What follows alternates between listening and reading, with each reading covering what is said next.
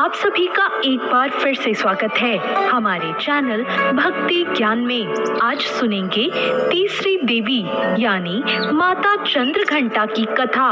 माता चंद्रघंटा तीसरी नवदुर्गा हैं। उनका नाम चंद्रघंटा है। चंद्रघंटा के अलावा चंद्रखंडा, चंडिका और रणचंडी के नाम से भी जाना जाता है। ऐसा माना जाता है कि माता अपनी कृपा, बहादुरी और साहस से लोगों को पुरस्कृत करती हैं। इनकी कृपा से इनके भक्तों के सभी पाप, कष्ट, शारीरिक कष्ट, मानसिक कलेश और भूत प्रेत बाधा भी दूर होती है। आइए सुनते हैं माता चंद्रघंटा से जुड़ी पौराणिक कथा।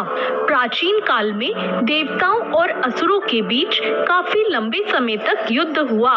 उस दौरान असुरों का राजा महिषासुर था और देवताओं के स्वामी इंद्र थे।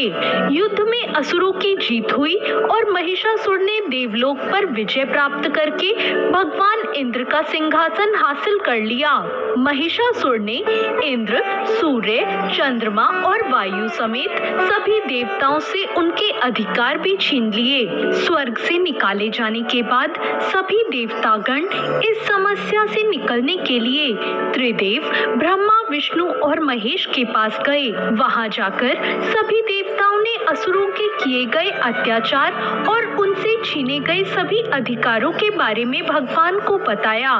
देवताओं ने त्रिदेव को बताया कि महिषासुर के अत्याचार के कारण स्वर्गलोक तथा पृथ्वी लोक पर भी विचरण करना असंभव हो गया है। तब यह सुनकर भगवान ब्रह्मा, विष्णु, महेश अत्यंत क्रोधित हो उठे। क्रोधित होने पर उन तीनों भगवानों के मुख से एक ऊर्जा उत्पन्न हुई। वो ऊर्जा जाकर देवताओं गण के शरीर से निकली ऊर्जा से मिल गई। यह ऊर्जा दसों दिशाओं में व्याप्त होने लगी।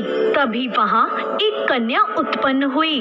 तब भगवान शंकर ने देवी को अपना त्रिशूल भेंट किया। भगवान विष्णु ने उन्हें चक्र प्रदान किया। इसी तरह सभी देवताओं ने माता को अस्त्र शस्त्र देकर सजा दिया। इंद्र ने भी अपना वज्र और ऐरावत हाथी माता को भेंट किया। सूर्य ने अपना तेज, तलवार और सवारी के लिए शेर प्रदान किया। तब देवी चंद्रघंटा सभी शस्त्रों को लेकर महिषासुर से युद्ध करने के लिए युद्ध भूमि में आ गई। उनका यह विशाल रूप देखकर महिषासुर भय से कांप उठा। तब महिषासुर ने अपनी सेना को मां चंद्रघंटा पर हमला करने को कहा। कहते हैं कि महिषासुर की विशाल सेना क्षण भर में माता के कोप से नष्ट हो गई। चंद्रघंटा मां ने राक्षसों के समूह का संहार करने के लिए धनुष की टंकार को धरा। वैसे ही माता के सिंह ने भी दहाड़ना शुरू कर दिया और फिर माता ने घंटे के शब्द से उस ध्वनि को और बढ़ा दिया, जिससे धनुष की टंकार, सिंह की दहाड़ और घंटे की ध्वनि से संपूर्ण दिशाएं गूंज उठी। उस भयंकर शब्द और अपने प्रताप से देवी ने दैत्यों के समूह का संहार कर देवताओं को विजय दिलाई।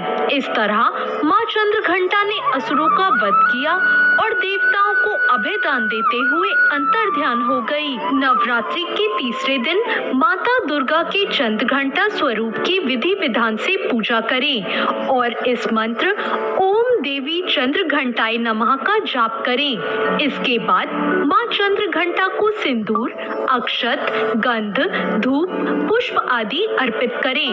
आप देवी मां को चमेली के फूल के अलावा कोई भी लाल फूल अर्पित कर सकते हैं। साथ ही साथ दूध से बनी किसी भी मिठाई का भोग लगाएं। पूजा के दौरान दुर्गा चालीसा का पाठ या दुर्गा आरती का गान करें। तो ये थी मां चंद्रघंटा की पौराणिक कथा।